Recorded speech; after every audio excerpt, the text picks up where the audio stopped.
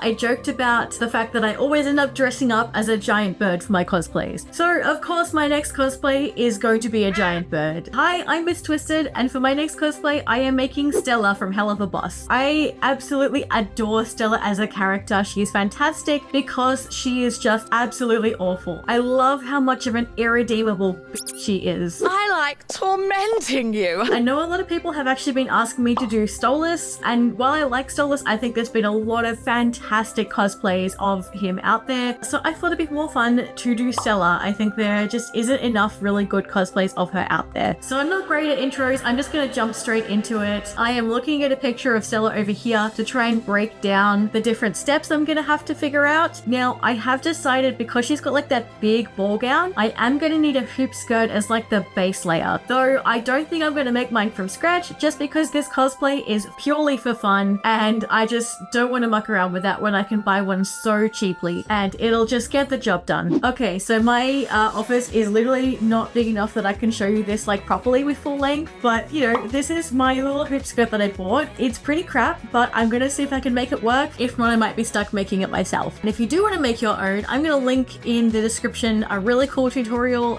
from Kiralee Cosplay on how to make hoop skirts. This will do for the base, and if it doesn't quite work, we'll figure that out later. That's future Charlotte's problem. Okay, so breaking down the ball gown a little bit, she's got like a base layer underneath of like kind of like a charcoal color. So that I've got this cotton sateen, which is kind of black but kind of almost charcoal in the light. I don't know, but I think it'll work. I've gone for a sateen because it's not quite like as costumey as like a satin, but I mean, for starters it's going to be breathable, but also I really like cotton sateen. It's nice and it's got a bit of stiffness to it, so it should hold its shape pretty well for me to sew those little spiky bits at the bottom as well. So of course the next couple of layers seem to be pretty much the same sort of thing but in white. So I've got some white sateen. Somehow, even though this was labeled white, it's definitely kind of an off-white. Like you can see it next to this, more of an off-white, but I don't know if that's going to be super noticeable, and it's not like I'm doing this for competition, so it doesn't really matter too much. I got heaps of this and hopefully should be able to use this for the blouse as well. Now she's got like this layer of feathery ruffles that kind of stick out like this. I might actually try and make those out of EVA foam, because if I can, they'll kind of hold that shape and stick out like that. The other option is making them just out of more of that sateen and sticking a wire through it, but that's going to be quite heavy, whereas the EVA foam is going to be light and hold its shape. So we'll see which one works. The layer over the top seems to be a cream. If I decide that I don't want to do all of that with the sateen I bought, I've got this, which is like just a polyester organza. I kind of liked it because it's like shiny but not gaudy, I guess. So it still kind of makes me think of royalty. I think what I'm going to do is I'm going to make the black layer of the skirt first, because I'm kind of just thinking of using circle skirts to make everything. I can just kind of make that layer first and then see if I need to make a petticoat for it, because that black material I think might be stiff enough that I don't need one.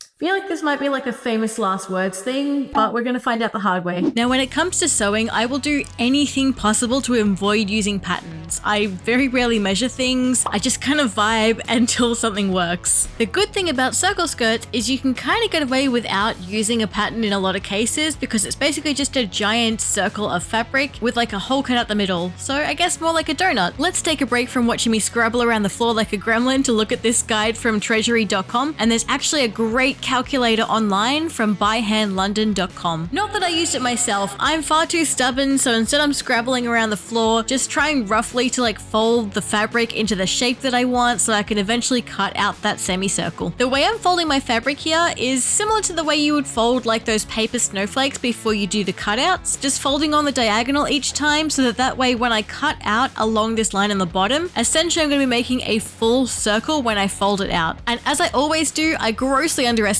how much I needed to take off at the top there for the waistband, but I end up correcting that later. So this actually gives me a full semicircle. I want this to be like a 3/4 full length skirt, just so it's big enough to go over that hoop skirt area with like a little tiny bit of give. So while my semicircle is still folded in half, I'm laying it over the top of the remaining part of the sateen and using that as a pattern to cut out this last piece so that the two pieces together will make a 3/4 of a circle. Now with these two pieces cut out, I'm just pinning them together so I can run them through a sewing machine, attach them together so I have that full circle. Well, a 3/4 circle. You guys, I just pinned all that together, and all I've done is pin the two ends of the half circle piece together. The piece I wanted to is still on the floor here. Alright, testing this out on the mannequin, and it looks like 3/4 circle skirt was the right idea. This is perfect. Now for the points at the bottom of this skirt, I was drawing it on with tailor's chalk, and then I realized that was silly and everything was going to be uneven. So I changed my mind. I decided to get out a piece of paper and just draw a point so I can use this as a template for each one of those. That way it's going to be nice and even. For this bottom layer of the skirt, I wanted to use a plain black poplin with some iron-on stabilizer so that the whole thing is nice and stiff and holds its shape really well. That way it's going to really help if I can backline the little zigzags at the bottom of that skirt, because that way when I turn it inside out, I can iron them and they'll be nice and crisp and look really, really lovely. And also the fact that it's got a stabilizer in it so it's nice and stiff might mean that I can get away with wearing the ball gown with the hoop skirt but without an extra petticoat. But that we're just going to have to wait until it's all on together to see. Okay, so one of the reasons I wanted to pin this in is because this is like a cotton sateen, right? It actually has a little bit of stretch to it, and because it's so freaking big, I've got all the rest of the skirt hanging off here, and I thought if I didn't have it pinned, it would kind of stretch. And the one thing you don't want with the stretch fabric if you're trying to put stabilizer on it, you don't want it stretching while you're trying to iron it, because it's going to like create like a pull. So I'm hoping that these being pinned in place right before I iron it will help stop that. Now, I believe the instructions for iron-on stabilizer recommends you like putting like an extra cloth over the top to kind of protect your iron a little bit before pressing it just like bit by bit rather than sweeping the iron over. In the end, I just had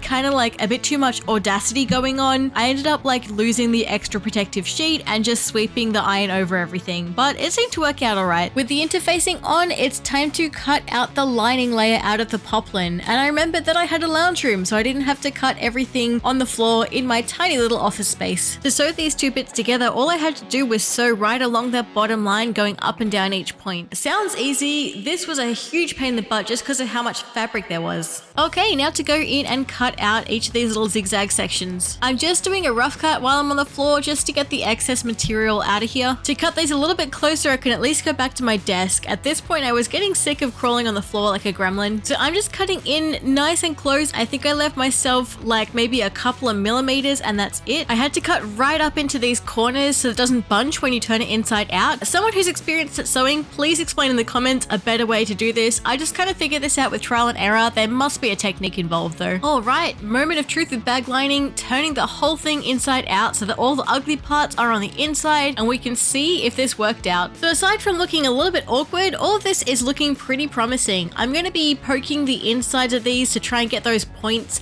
out a little bit further. Well, apparently my camera was more interested in focusing on my little moth buddy in the background, and honestly, fair enough, he's freaking adorable. If you want to know what his deal is, go watch my video on the moth witch. Anyway, I managed to use just a simple grey lead pencil to poke the insides of these to turn each of these points as much as possible, just so we have some nice crisp corners. Alright, secret to bag lining, do not forget to press it down and iron it really, really well. It'll make everything look really crisp and flat. For the next step where I pretend to know what I'm doing, I'm going to do a top stitch along each of these edges following that zigzag. Alright, and here's a great example of why we do this. Look at how lovely this looks. It's just so nice and crisp, and if you compare that to this other piece here, which hasn't yet had the top stitch attached to it, and you can kind of see it looks a little bit more poofy. It's just not quite as finished, and with that, it's time to try it on, and it turns out I've cut it way too short at the top here, so I'm going to have to sew in an extra layer when I make the waistband for this one. Since none of this part of the skirt is going to be seen, I literally just using a raw strap of elastic and sew it together into a loop. Hey, it's Future Charlotte here. I'm going back and editing this footage, and I've realized that this is the pinpointed moment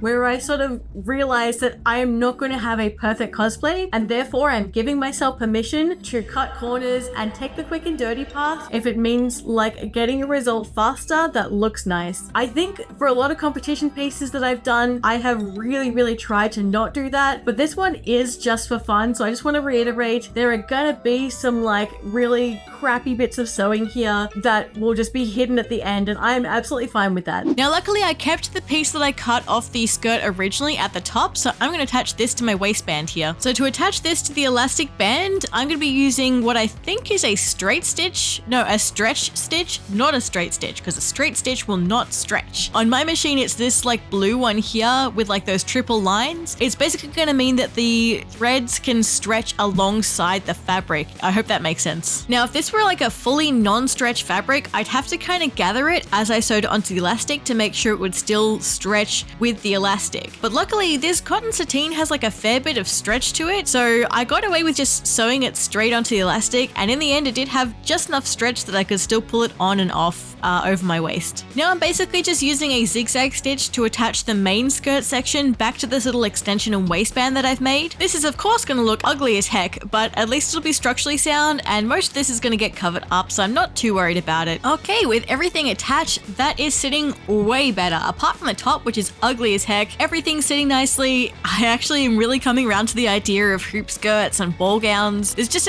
so incredibly fun to move around in and not as restricting as I thought. Part 1 done. That base layer of the skirt is done. So far so good, apart from the whole cutting the skirt too short, but let's move right along. Okay, so with the black charcoaly kind of layer down, next step is the next layer of white. And for that, I've just got this. This is just poplin, like cotton poplin, really cheap, that I'm making just as a base template slash pattern. This is basically just one giant semicircle of fabric. It's actually exactly the same pattern that I used on this one. I've just done exactly the same shaping. The split that I've got down the center here is just marking like where the back is going to be, so that I can kind of have the feathers ending there, and that way if it needs like pulling up or down, it can kind of be really adjusted easily. My plan here is I'm going to pin this poplin onto the mannequin, and then I can like draw and trace out exactly the shape I want on this poplin and cut that out, and that's going to give me my pattern. And each of those little spikes, because they're so long, I think they're kind of representing feathers a little bit, so at this point I'm actually going to make each of those pieces individually with some of the cotton sateen to kind of represent feathers, and then sew each of those onto my pattern piece from there. This step was honestly easier than I thought. I guess I'm just getting pretty good at like reading pictures by sight. I was basically glancing back and forth from the concept art to this piece to make sure I was getting those dimensions right. So I have one of those like bendy ring light stands for your phone that I was filming off, and this was like this hilarious moment, pretty frustrating at the time, but in retrospect hilarious, where I realized that it was slowly like coming loose and just flopping sideways as I was going. I corrected this so many times and then just gave up and had to buy a new one. Firstly, my camera is really struggling with like, if I try and focus on the white fabric, like at some point I need to invest in like an actual camera and not just try and film everything off a phone. Anyway, my concern with the cotton sateen is that it is very heavy. It's a thick fabric. And so if I try and make every single one of those little spiky bits with cotton sateen double layered, the back and the front, it's gonna be very, very heavy. And I'm already like concerned about how much weight there is on just the skirt layers. So I decided yet again to use cotton poplin as the backing layer, and I'm tracing out the shape of each feather individually on both a cotton sateen layer and a poplin layer, cutting them out, pinning them together, and then bag lining them the exact same way as I did the skirt, except as individual feather pieces. So we're going to go ahead and do this the same way as we did for the last one. We're going to sew along the edges of the two pieces. Remember, your right sides are together. We're going to cut away the excess nice and close to that stitch, but do not cut into your stitches. Turn this inside out so it looks like a pillowcase. Iron each one nice and flat, and then finally adding in that top stitch along the edges. I decided to add a top stitch down the center of each one like the spine of a feather. Many hours later of sewing, and I finally had all of my feather pieces done, and laying them out, it was kind of satisfying. They do look a little bit wrinkly, but nothing an iron won't solve. So I'm still using my original poplin pattern piece as a base, and I'm just pinning each of these back to that piece just to provide kind of a guide before I sew them all together, make sure they're all being sewn in exactly the right position. And like, this took forever, guys. Like, this is at 30 times speed. So just to give you an idea of how long I was stuck hitting these damn things to the skirt. Okay, it's looking pretty good with everything pinned in place. So now to see if it'll just hold its shape while we sew it all together. So I had the genius idea to sew along the top stitching lines I already had on the feathers. If I thought ahead with a little bit more genius, I might have like saved the top stitching of each of the feathers until this moment. That way, not only am I sewing them to that base pattern layer, but I'm also top stitching at the same time, so there's less thread used. But like, that's a bit too advanced for my poor brain. Okay, so layer 2 is done. I'm not going to attach this one yet to a waistband because I may end up attaching this to the final layer on the skirt, but I'm going to see how it looks once I have that layer on there. So the next layer is going to be like, you've got those little sweeping feathers that come out the side, and then you've got like that little black stripe, and then that sort of slightly creamier just plain layer over the top. So the problem I'm having, right, this, like, I kind of want it to be like gathered, so you have like a bit of gathering here and like lovely big folds that come out down and all the way around to the other side. The problem is, so I've tried doing this with like just pulling it, but if you pull it then everything goes flat, and I want the gather and all the volume to stay at the front, and I try like sort of tucking it in, but then you get this bubbling sort of texture and I don't want that. So what I'm going to try instead is going back to a half circle shape, pin that on, and then see if I can like cut it but not all the way down so that I still have some room to gather it up and pull it forwards. I've never done this before, and the annoying thing is I don't really know what to actually type in to try and find a tutorial for what I want to do, because I don't even know what it's called. So I'm just kind of hoping that the half donut shape thing, half circle skirt will work. Guys, they're called hip swags. I spent so long trying to Google that. I think I tried something like the side bits of Cinderella's dress, and that worked, and I finally found the words hip swag. But like, even once I found that, I'm looking up examples of how it looks in reality. I actually don't like how it looks, so I'm just gonna like scrap that idea entirely. I've already got like a half circle of this fabric cut out. I think I'm going to just try and gather it around the top and leave that as a half circle, and then just cut that shape same way as I've done with the other layers, but just a little bit more gathering. And then of course I'll have the like feathery flippy layer underneath. So I don't want to do like a bag lining like I did for the feathery section, just because I really don't want to add any more weight than I need to, and I don't have any bias tape that's going to work for this one, so I'm going to try and do a rolled hem, which really sucks on a circle skirt. But there's a hack that I've been meaning to try where you run like just a straight stitch along the edge and then use that as your guide to fold against and then sew again. So I'm going to try something like that, and we'll see if this hack works at all. Well, the initial straight stitch was kind of the easy part, and while I did have to be extremely careful to like hold the fabric folded against this line, it definitely made doing this hem a lot easier. I think this is like a genuinely good hack. And just for that very front section, I'm just creating a seam right sides together for the fabric,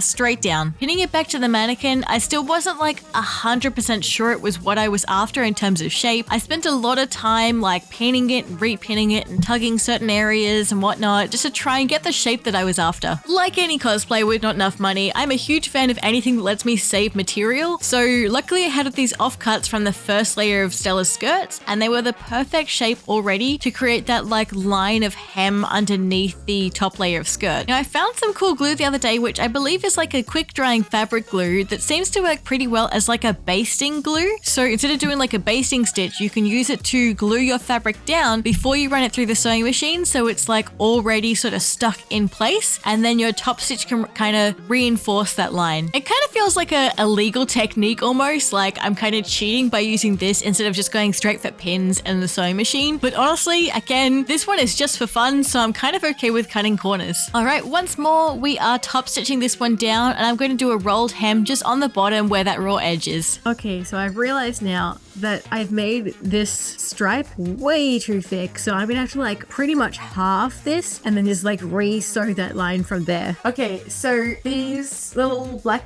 lines there, I'm happy with like the length of those or the width of those, but as I was starting to pin this, like I pinned at the front and it's like just fallen loose at the back. See these like little drapey lines that are going this way? That's what I was trying to do at the start, and so I figured that out, and I don't really know how I did it. I think just because it's like draping at the back here, but that's great. This is what I want. So I'm just gonna try and keep this somehow. I think I'm gonna just try and like pin these into place like on the skirt and make sure that I pin exactly where this fabric is sitting so that like if I take it on and put it off, it'll maintain that form. I don't really have a great head for like manipulating fabric, which I think is part of the issue here, as I can't like envision exactly how it needs to sit to get the shape that I want. But I'm on the right track here, and I think I just want to like keep going and get it working. And we're back to even more pinning and gluing. So for this one, once again, I'm using my little basting glue. I'm finding this incredibly useful. Once it's all glued into place and I'm happy with how all of these like pleats and gathers are sitting, I took it off the mannequin and then sewed all of those lines down to reinforce them. And finally attached it to an elastic waistband too. Okay, I'm still not 100% happy with this top layer. It needs more body or volume. So something I've got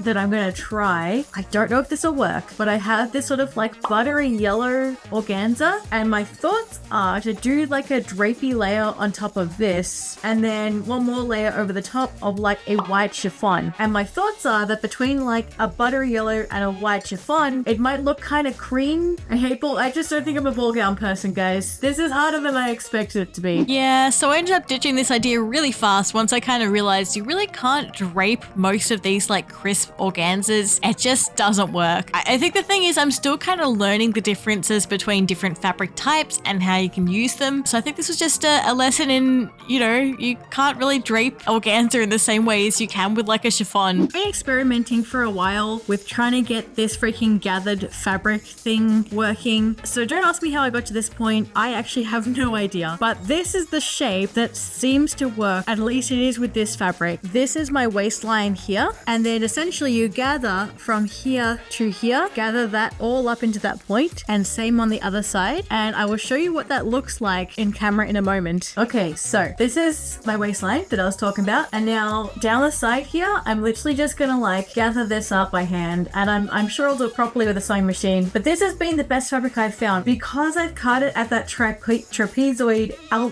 angle. There's all of that extra fabric down the bottom. So this is kind of the shape I've got right now, right? You've got like this heavy gathering at the corners and then like a lovely drape throughout the middle. So suddenly you get these really lovely big folds. The drape just kind of automatically sits in the position that I need. This is what I was after, guys. I've cracked the code.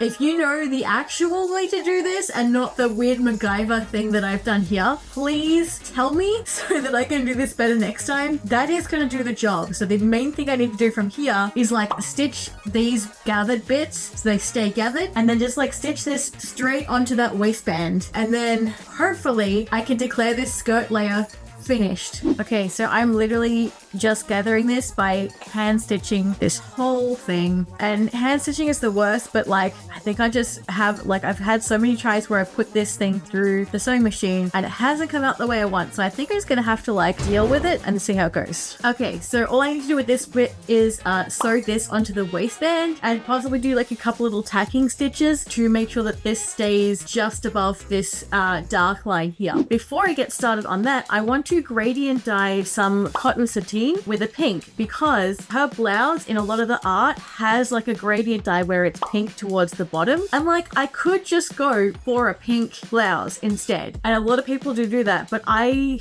have done a bit of gradient dye before, and even though it is a pain in the butt to do, it looks really cool if you can get it right. And it does work pretty well on cotton sateen. I've done it before for Arabos. So I have some lovely white cotton sateen, same stuff as I used here. And I have, this is like a hot pink, but it is easier to get like a lighter dye than it is to get a super dark dye. I just need to make sure I don't overdo it at the start. Okay, welcome to my laundry. So rapid fire tips for dyeing fabric, guys. Follow the instructions on the packet. I'm just using hot water in my laundry. Some of them might want you to use the stove. Make sure that any pots or spoons you're using, after you use them for dyeing, they are a dye pot or a dye spoon forever. No more cooking with them. I've got a couple little pieces. These are just offcut cuts from when I made the feather pieces. So I'm going to use these as my little testers, and we're going to wet them through first so they're damp already before I put them in the dye. Otherwise the wet kind of like seeps up and you get these little veiny designs. Okay, gradient dyeing, also called like ombre dyeing or dip dyeing. Essentially with my wet pieces of fabric, I'm just gonna slowly dip them into the pot and gradually pull them out. I tend to find that the more you move your fabric and don't let it sit still for longer, you're not gonna risk getting like lines where the color sort of is stronger. You can see it's already looking like hot pink towards the bottom. I'm not too worried about that because of course I'll have to rinse and wash this out, and it always looks a little bit lighter when it's dry. Because I'm working with a very light fabric, a strong color of dye, and have a super hot, nice dye bath, this color is sticking pretty quickly. Okay, these tester pieces are coming out pretty nicely. I think because I was scrunching the fabric before, it has left some of those little tiny veiny marks on there, as you can see. I'm not too worried about these. Like if this piece dries, you would not see those at all, but it does mean I'm just going to be a bit more careful with the true pieces once I'm dyeing them. But this is pretty perfect for the color I was aiming for, so as long as I can maintain this throughout all my pieces, I should be good to go.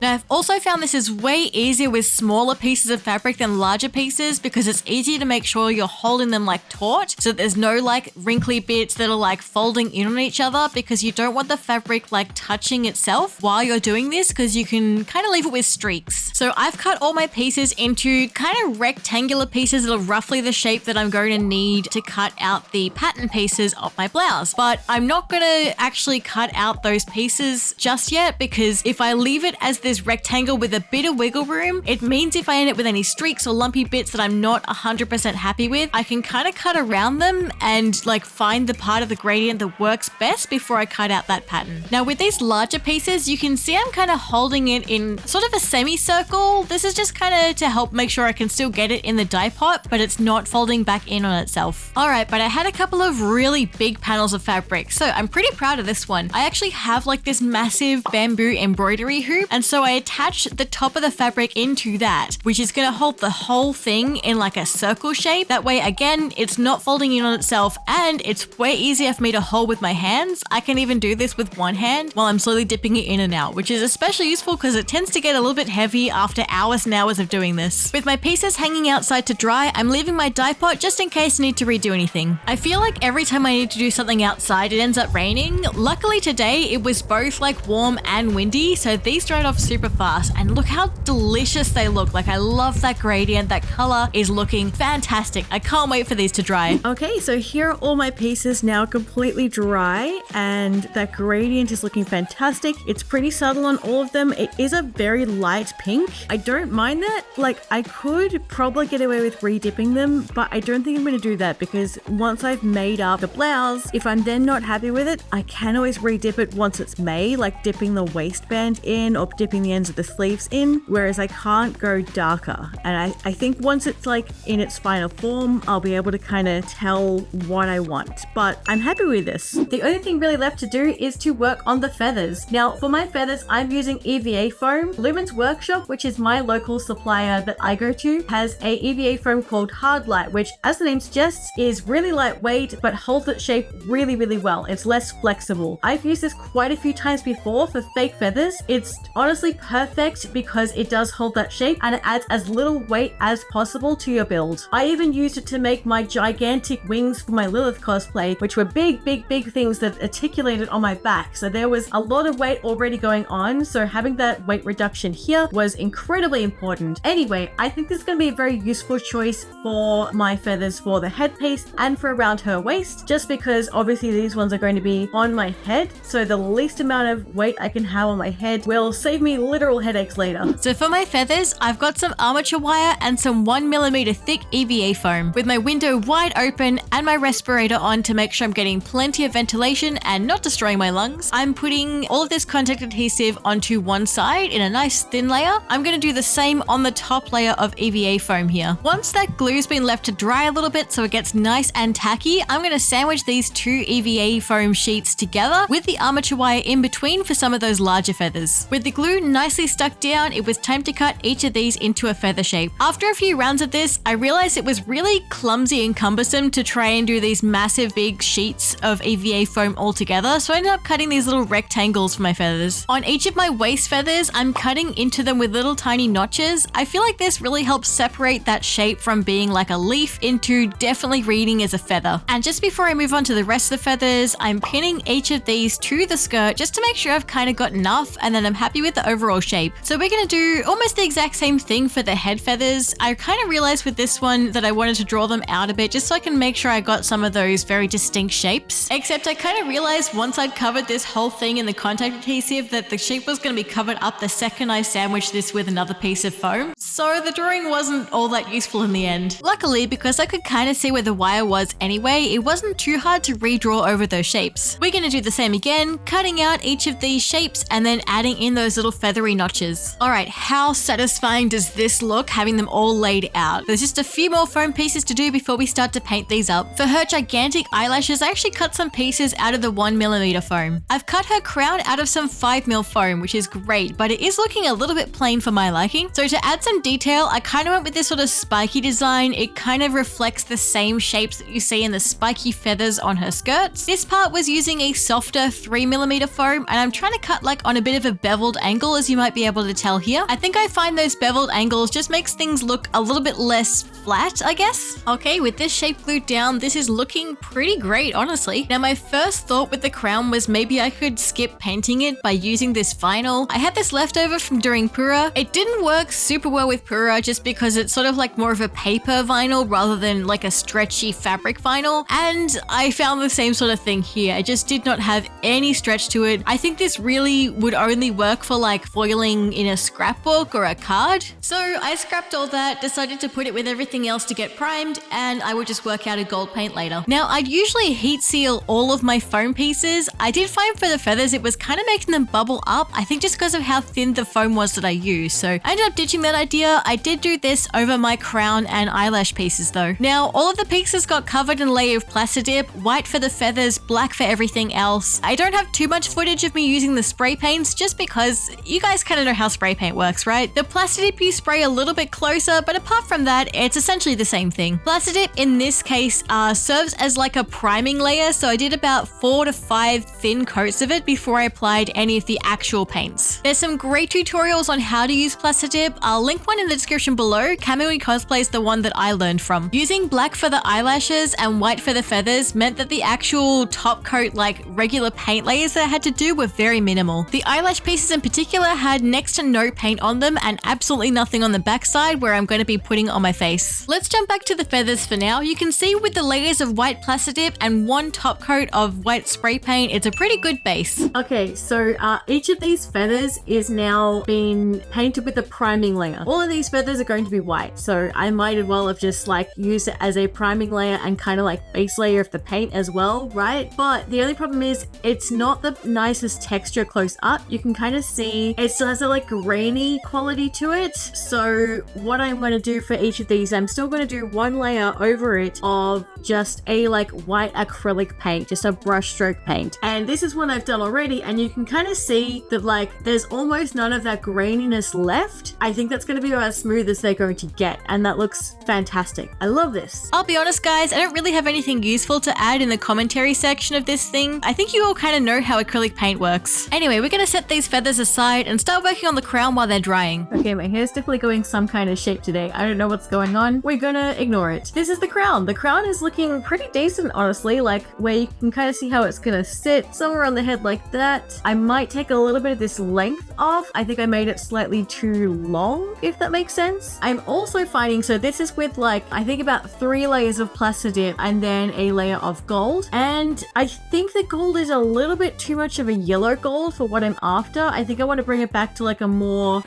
normal gold, I guess, for lack of a better term. So I'm just going to use some rub and buff and see if I like the color a little bit more and the finish. I've found in the past that I've really liked the color that this turns out, so we'll see. Okay, so rub and buff, I like it because I can paint it with my hands. I'm literally just going to smear this on and just rub it in, literally as the name suggests. It's actually really great if you're putting it over, like you could put it straight over plain black EVA foam and it's still freaking awesome. Yeah, can you see how like that color is a little bit more of a natural gold as opposed to this yellowy tone? That's what I want. So this is the side that has the rubber buff, and this is the side without. And it's kind of hard to, yeah, you can tell the difference in color, right? So I'm definitely going to use this all over. And I think to get into some of these gaps, I might get a wash on this because I do kind of want this, like, I've put the things in there now, I want to sand them out a bit. Well, after that train wreck of a sentence, here's me applying some brown wash onto the crown. I actually love using mini paints for a lot of these really tiny details. I just find it's like the perfect consistency without me needing to mix or do anything extra to it. For painting, I'm going in like a little bit strong. It's not really dry brushing when it comes to a wash. I'm just kind of like letting it fall into those gaps and just fill those edges. But I am still trying to blend it out like a little tiny bit. The wash just seems to grip really well over the top of this rub and buff. For some reason, I forgot to like take any footage of the final result, so you just have to wait till it gets attached to the headpiece for that. But just take my word for it, it turned out pretty good. Okay, so right now I'm procrastinating because I just don't feel like starting the blouse because I'm gonna have to make a mock-up and that involves like putting on and off the mock-up to make sure it's fitting okay. And that means I've got to take off my snuggly hoodie, and I just don't want to do that right now, guys. So the next option is I can procrastinate by doing something else useful, which is going to be like working on the wig and the headpiece. So I took this out of the bag and it's real shiny and kind of a bit ratty, but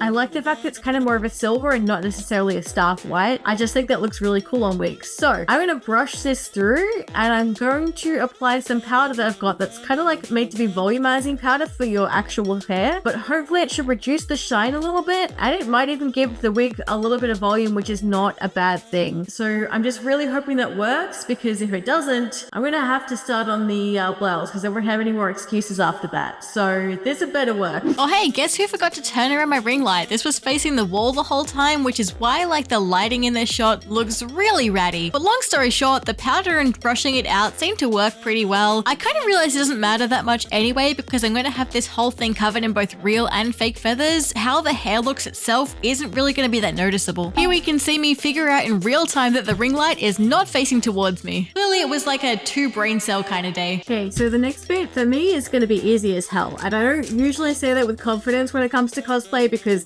like everyone always says that and then it's like famous last words. But I have done like 50, 60, 70, I have no idea how many headpieces that have this effect. So it's literally going to be, I'm going to do one of these. I'm going to take these clips off and I am going to sew this to the front of the wig to kind of create like a point like this. And that's going to kind of like sit on my forehead like that. And that's going to form like the base. All of this is going to be feathered coming back. And just because it is fun, I'm going to do the ears that I often do on these headpieces where they do the little flippy things. You can see I cut into the edges just to make this fascinated base a little bit more pointed before I sew it on. I think like for cosplayers and crafters, at some point you just get like an immunity to the fear of mannequins, because I've just got like this random head watching me on the floor now from when I took the wig off the mannequin.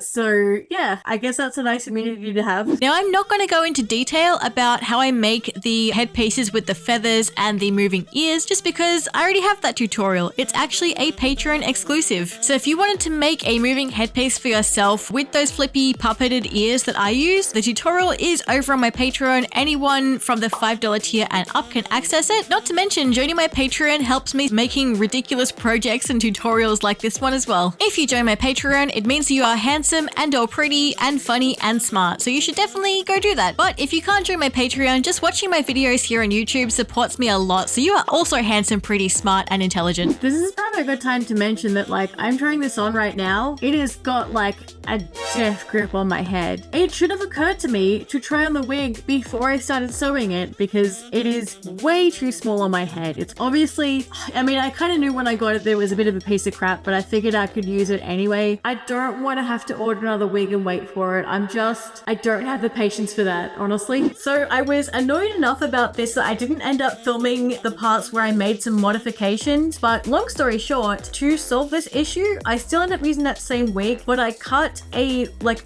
I cut a slit in the wig at like this part down to the back of the, is it called the wig cap where it's attached to the wig lace, the wig net? Anyway, that part of the actual base part of that wig that's not the actual hair part. Cut a wedge in that, and then of course you've got like this area like this. So I've split it like this and then sewed a triangle of power mesh in there. So that way it is a little bit larger on my head so it's not crushing my skull. It does mean that I have a big bald patch at the back of my head where there's no hair. I wasn't concerned about this because I'm going to be making those foam feathers to cover that area. You're just not going to see it. Okay, so I finished up all my painting of the feathers and they are sort of scattered around the room. I've put them over here on my desk and down here and anywhere I can find to just put them so that the paint can dry. But that does mean that I've run out of things to procrastinate with and I really have to start on this blouse. Now I have used a commercial pattern like once and I hated it, so I don't usually bother. I usually like around and find out in the mock-up stage and then work out the rest from there. I just kind of like pin and drape fabric until I'm happy with how it looks. But I was at an op shop yesterday and I found this pattern here for 50 cents. So that's like 30 US cents. And look at this lady here, this one on the side. Those puffy sleeves are going to be perfect for Stella's sleeves. And obviously with like the blouse, the top style thing, I'll have to bring that like higher up on the neck, but that's like a piece of fabric going up. That's fine. So I'm hoping that I can adapt this pattern into the blouse for Stella to go with her total ball gown. I'm gonna have to work out how to use these patterns now because this is new territory for me and I hate measuring and doing things like this. There was a reason I was procrastinating this for so long. I'll get back to you once I figured out what the heck I'm doing with all this. Oh, there's instructions. Okay, this is gonna make my life way easier. I thought I was completely screwed. Okay, this is not as bad as I remember. Like it literally even tells you like how you can lay out the pieces to get the most out of your fabric. God, this is great. Okay, I take back everything I've ever said about commercial patterns. Almost. I'm still not sure if I'm going to be like convinced to use them in future, but this is not as bad as I thought. Okay, so I sort of followed the pattern. I didn't even make it a few minutes into the mock-up before I kind of stopped measuring and just kind of guesstimated. I guess I just can't treat patterns as anything more than very loose guidelines as opposed to rules. Okay, so these are my like mock-up pieces. I've got my giant sleeves and oh my god, have I underestimated how big these sleeves are, but maybe I'll need to cut these down a little bit. I kind of hope that I do. This is my back piece here. So it has these darts here. The thing had like these two as separate pieces, but I'm just kind of joining them up because I don't know, I felt like it. And then that is my bodice piece at the front.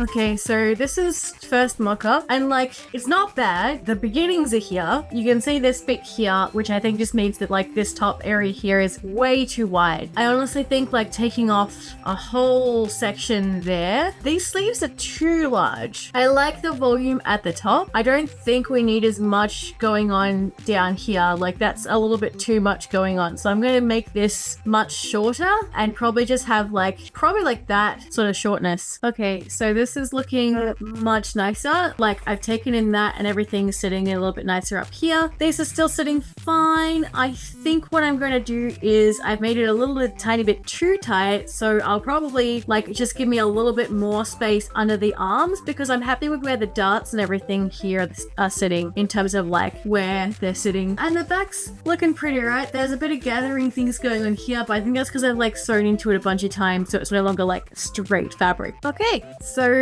sleeve has now been shortened and I am really happy with that. I think I'm going to leave this as is, and this is my finished mock-up. I think that's good. All right, now comes the nerve-wracking part because you have to cut into this gradient, and if I muck this up, I have to re-gradient dye a new piece. And yet, for some reason, I just had like a stroke of reckless audacity and decided to make a little change to the pattern by cutting the chest piece into 3 pieces, mostly just so I could better fit it on the gradient dyed piece. You can't really see in this footage, but there was like a smudge at one end I was trying to avoid. Despite me really tempting fate here, the blouse came together pretty well. Almost it just turned out pretty neat. Fun fact, the zip looks absolutely terrible. I've never once tried to do a hidden zip properly, so that's entirely on me. And look at that. Like, I have no notes, guys. I can't believe how well this turned out. The gradient looks perfect. The sleeves are gigantic. This is great. But the cuffs of the sleeves sleeve, I've still got tons of offcuts from this charcoal material I used for the skirt. So I'm going to roughly measure a couple of strips that go around my bicep. Now I've done scallops before, so I know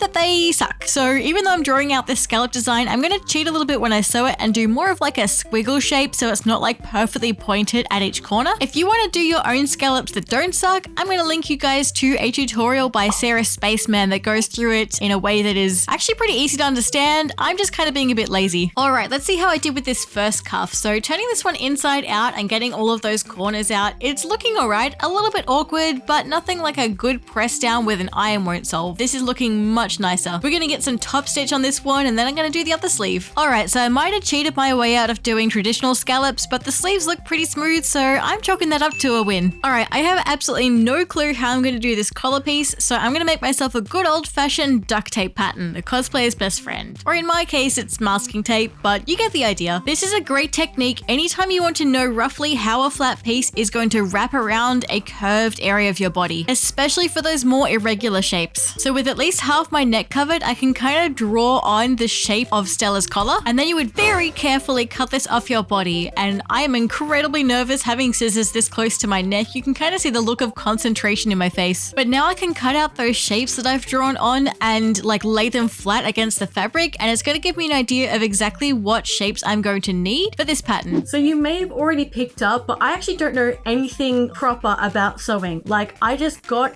a machine as a teenager and have been mucking around ever since, just picking up bits here and there. So I don't fully know the words to describe how I'm doing this collar. Let me see if I can explain it. So with bag lining, you have the fabric and you sew it right sides together so that you can turn it inside out and flip it so the right sides are on the outside. And that way, all of that like raw edges is like encased between those two pieces of fabric. So it looks really neat. But if I'm using like a pattern that has multiple pieces that are sewn together, you can't bag line each of those pieces individually, because then when you sew them together like this, you're still going to have like edges that are kind of awkward showing between those pieces, right? So the alternative is you have like all of your lining pieces and all of your identical front pieces, and you sew all of those pieces together and then all of these pieces together. And like, let's say for example, this is the collar, so it's the top edge. So then you've got these two really irregular, weird, non-flat shapes. You press them together, right sides together, sew along that top edge, and then you turn it inside out, and then you have all of the raw edges from between the pattern pieces and the raw edge from this top line all encased within those two layers. The challenge with that is these pieces have to be pretty perfect, otherwise like where the seam is in the lining between the pattern pieces might not necessarily match the seam in the front layer. I hope that what I said makes any kind of sense to anyone. Sewing people, please tell me in the comments what this is and tell everyone what the heck I'm on about. All right, so now I've got 4 of each of these shapes cut out of the sateen that's left over from the blouse. And once all of these pieces have been sewn together and then sewn the lining layer on, cut out and then turn that inside out, same as we have done. At this stage, I'm kind of getting sick of bag lining, but it's still working for me. Well, I hope I'm not getting too sick of it because I have to do this one more time for the black piece as well. All right, we got our 4 collar pieces here. Now I am going to use that handy glue that I had earlier to basically like attach these 2 pieces together, secure them in place before I do that top stitch along the white to attach them. Okay, these are looking pretty smooth. I'm so glad I didn't have to redo these because I don't think I could cope with any more bag lining. My 2 pieces have been attached together in the center, and you can see that this is fitting pretty nicely, even over the actual blouse itself. To attach the collar, I basically just kept it where it was pinned down and then just top stitched it down using a satin stitch along the edge to hide any of those raw edges. For Stella's long sort of fingerless gloves, I'm just tracing out my own arm onto the cotton sateen. I'm hoping the cotton sateen alone will be a little bit stretchy so I won't have to worry about elastic. I'm cutting out 4 pieces all together here, so I have 2 for each arm, sort of for the top and bottom of my arm. You can kind of see at the base here where I've got those little scallop / zigzaggy bits. Now I've actually cut out 4 pieces down the bottom, 2 extra bits that just cover that so that I can bag line just the end of those gloves. The top end that's that's closest to my fingers, I can probably get away with just a rolled hem. The rest of this is pretty simple. You just kind of need to like sew a long tube. Just make sure you leave a gap where your thumb's gonna stick out. And I did end up doing a rolled hem around that section as well, just so that the bit around the thumb was still a relatively neat hemline. So despite never having made like a waist cincher or a waspy or a corset before, I was so impatient at this stage that I was well and truly ready to just wing it and see how it turned out. Luckily, I still had plenty of scrap of this charcoal fabric left over, so for that little waist belt, I had a little bit of room for error. I kind of just knew instinctively that I didn't want it to be like just a straight across waistband. I wanted to sort of dip down a tiny bit where my belly is, but also just have like a little bit of a curve through the waist. That's why I'm drawing these little elliptical shapes on the fabric. I'm hoping that cutting those out as darts and then resewing them together will just kind of make it cinch in a tiny bit in the center. And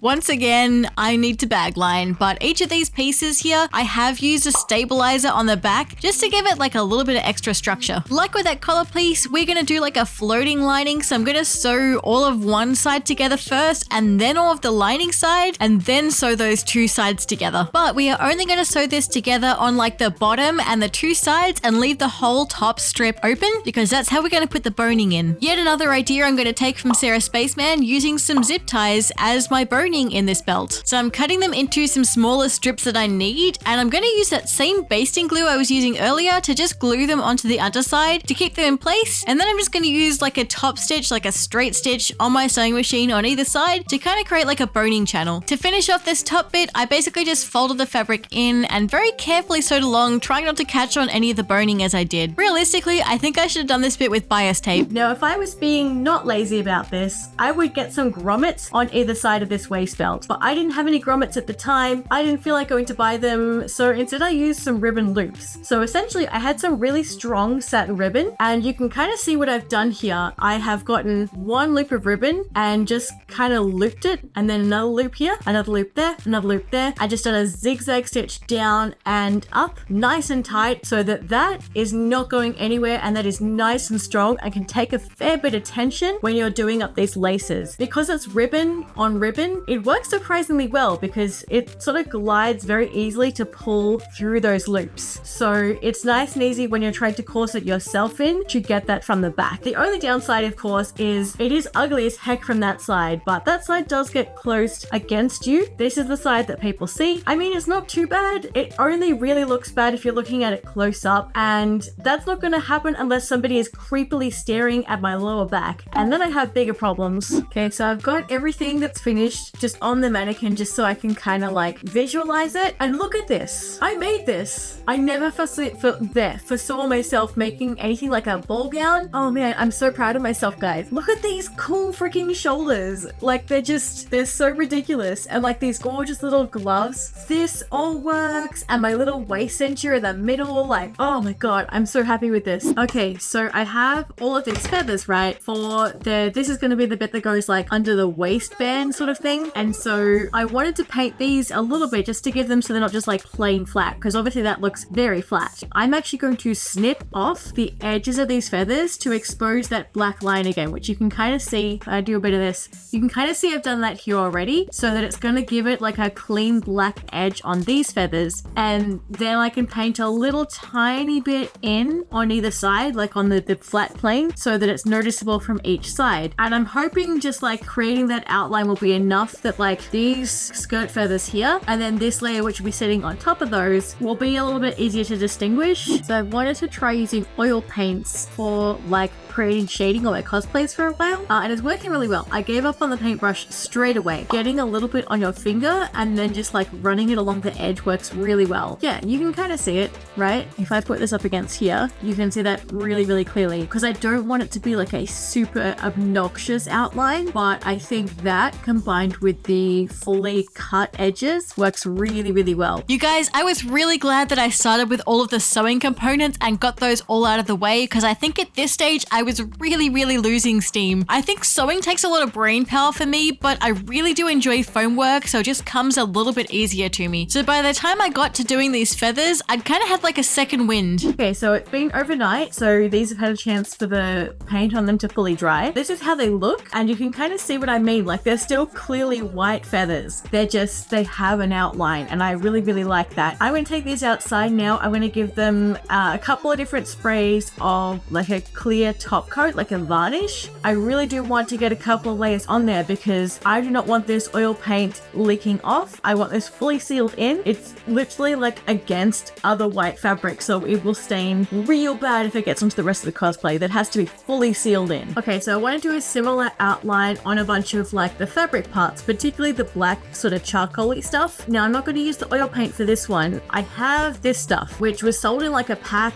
and there was supposed to be fabric spray paint. Now, as spray paint, it's hot garbage, but it does make for a really nice thin paint that soaks into the fabric. So I'm going to try and just use like a detailed brush, not the spray function, to paint along the edges of all of my charcoal areas to hopefully just give it a bit of definition. So it kind of took me like an embarrassingly long amount of time to start doing details like this on my cosplays. I think one of the reasons is when you sort of glance at a cosplay, you might see those details, but you don't necessarily notice them. So they don't always feel very important because a lot of what they're doing is subconscious. Like they're subconsciously making the whole design feel more defined, give it more dimension. And a lot of that isn't necessarily noticeable on the surface, but it's still making a difference to how your cosplay looks. So once all of the painting was done, my feathers are now dry from their top coat. So for most of these waist feathers, I'm just gluing these straight in under this like dark line of the skirt. I was initially thinking about like putting in Velcro so I could remove these and put it through the wash. And then I kind of realized this top layer is literally never going to be touching my skin. I do have to be really careful that I never spill anything on it though. Otherwise, I guess I just have to dry clean it. Now with those waist feathers all in place, the main body of the cosplay is now complete. The only thing left is doing the head and the feathers and the crown and what have you. So picking up the wig where I last had it, I've skipped a little bit of the filming where I've put in the mechanism for the ears. I've gotten these all feathered up and the forehead point, as you'll see in a moment. And now I've got to look at just attaching those last bits. At least the front and the ears done at this one. I'm going to like fill out the rest of the space so there's more feathers covering everything. But I wanted to put this on so I can kind of see how it's looking with the crown, get that attached first, and then worry about the other bits, because that way I'll kind of have the base idea of where that's all going to sit. This is a very large crown. I have not made this small. So what I'm actually going to do is I'm going to just get some sort of ribbon or something and just like use that to attach in this space here. That'll help hold that rounder shape, and that way I can kind of glue it on and have it sit like there. And that way I can kind of build up everything else around there. Tying that thread through the back of the foam here seemed to do the trick. This is perfect shape, honestly. I just glued that straight onto the top of the wig. With the crown in position, it's time to spend hours and hours just gluing feathers into the wig to kind of just fill out the rest of the space. We are so close to finishing this cosplay, guys. The finishing line is in sight. It is time to paint some foam feathers. I'm just going for a stock standard acrylic paint. I'm mixing white, red, and a bit of gray to make that really dusky, muted pink. Instead of painting the whole thing a flat color in this pink, I'm kind of leaning into the fact that these are supposed to be feathers. I want to create some texture just by kind of brushing it on very loosely at the edge here with like a very heavy, stiff bristle brush. I don't know, I kind of just think it gives it a little bit more dimension, and because it's kind of only on the outside, not towards the middle, it creates like an outline, an easy way to define each feather. Every single feather now has both sides painted with this pink, so I'm going to add in a little tip of a warm gray. I've just mixed some of that pink leftover with the rest of my gray paint to create this sort of color. So I've been gluing and sewing some of these on. They're all pretty much like glued down along here, just like at certain sections, just to kind of like hold it within the folds where I want, and it's sewn together up here. But look at this. That is gray acrylic paint. How did it get here?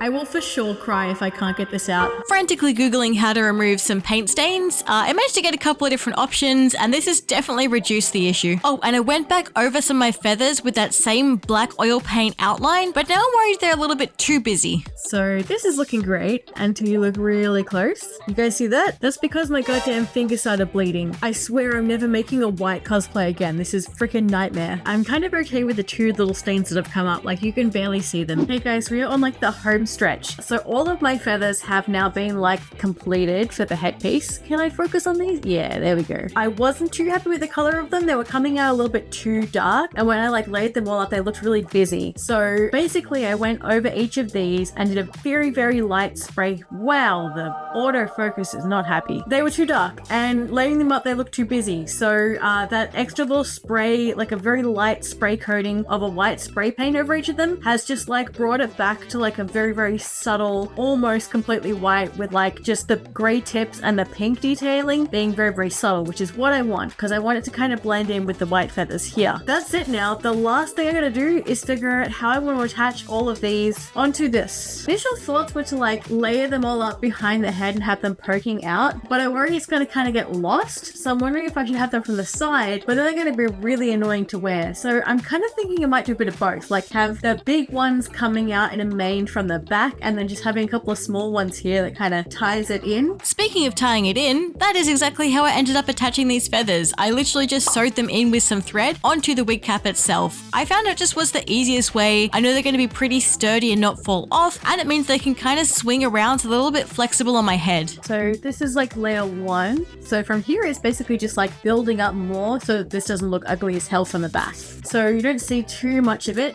but I'm hoping that once I get like a couple more of those about here coming out, it should tie in pretty nicely. After a few hours of sewing and gluing and sewing and gluing some more, I managed to fill out all of this wig. I kept a couple of those really little feather pieces and made them into some small tips to glue onto the top of the ears just to kind of tie them into the rest of that wig. We're done. And I mean everything, like the headpiece, the blouse and the skirt and the gloves, everything is ready to go. This is how our dear Stella is looking. I'm really, really freaking proud of this, to be honest. You can see I've got the real feathers blended in with some of the fake ones to just try and like give it that texture with the ears up. I like this. I think it still kind of works with her shape overall. A lot of these bigger feathers I can actually like bend with the wire in them if I want to adjust how they sit, but I don't think I'm really gonna need that. From the back, still looking pretty amazing all the way down, and there's a bit of movement there, so it should be relatively comfy as well. The blouse and the skirt are looking fantastic. The only thing I have to do is wear it. With my pasty skin, I've got a bit of a head start to get to Stella's coloring, and in case you're wondering, the T-tail's just to kind of protect my blouse from getting any makeup fallout on there. My favorite part is always drastically over contouring my chin to make it look like I have a jawline. Anyway, I really didn't want to do a makeup tutorial. This is basically just like a lot of pink and black and white. The massive cartoon eyelashes I made out of foam earlier, I'm using some spirit gum to glue these ones on. Time for a breakfast break. So I guess enjoy some toast ASMR right now. Does this count as a mukbang? I don't know, it feels weird. Let's not count it as a mukbang. This is just toast. The finishing line is so close for this one. We just got a couple more details around the lips and we are ready to rumble. Okay, the only thing left now is the headpiece, but it looks so good. Honestly, I think the only reason I wasn't grinning ear to ear during these shots is because I was kind of nervous about getting to the convention. Also, I forgot to take any actual photos once I was in the whole costume, just video footage. So here's something I took at a later date once I redid my makeup. And I will talk at you guys about how much I love how this turned out. But first, I did try and get to the convention center by driving myself. And so that involved me like having to Google how to drive in a hoop skirt, because apparently you can and it's not too hard. All right. I think I'm good to go. Okay, so just got home. So as you saw, it was comfortable enough to drive in. I didn't feel like taking anything off on the way like to or from. It wasn't so uncomfortable for that. I did have to take off the wig to get in the car just because of the height of the crown and these little bits. But apart from that, like honestly pretty happy overall with everything. Like everything's sitting nicely. It's comfortable. It looks pretty cool. Lots of people recognize me. Also check out the shoes I wore. These are my hiking shoes. They're perfect because it means I can wear them for 10 hours straight and they're still comfy. And because this freaking skirt is so large, nobody can tell I'm wearing ugly hiking shoes under this beautiful ball gown. So yeah, not a bad test drive at all. This was so satisfying to see finally all on together, guys. I cannot emphasize enough, and I have really changed my mind about ball gowns. I honestly thought that I hated them, but they are actually so much fun to twirl around in, surprisingly comfortable. I just wish I hadn't chosen the middle of summer to make this, because every single time I put on this makeup, I start sweating it off immediately. Once the cooler seasons roll back around. I'm hoping that I can do a photo shoot in this one, and I would have loved to have gotten some good footage of me like twirling around outside or in a castle somewhere, but for now you'll have to deal with my little office space. I'm so looking forward to cosplaying this at more cons and flouncing around pretending to be a terrible one-dimensional villain just for fun. Oh my goodness, guys, this was such a long video. Thank you guys so much for watching. If you enjoyed it, please leave a like. If you didn't, please comment below and tell me why you didn't. Please subscribe, please ring that bell, all those other YouTubey things that you should do. Comment down below and tell me what your favorite Hell of a Boss or Has-Been Hotel character is, or tell me what you'd like to see me cosplay. And of course, a massive thank you to all of my Patreon supporters. Without the support of the members on Patreon, I literally could not make weird and wacky little cosplays and videos like this. Extra special thank you to my top tier patrons, my ultimate supporters, Artemis, Dakota, Rakishin, Residual Images, Tamara, and Yuri. Thank you guys so much. And thank you to these patrons as well, whose names are appearing on screen now. If you want to join us, come and join my Patreon. Members get to see my work in progress pictures, some previews, occasionally some exclusive tutorials, and other bits and pieces. Joining is the best way to support me, but if you can't, just liking and sharing my work helps me so much, so thank you very much. I have heaps more projects and YouTube videos planned that are coming up, so I hope you stick around to see them, and I'll see you in the next one. Bye guys!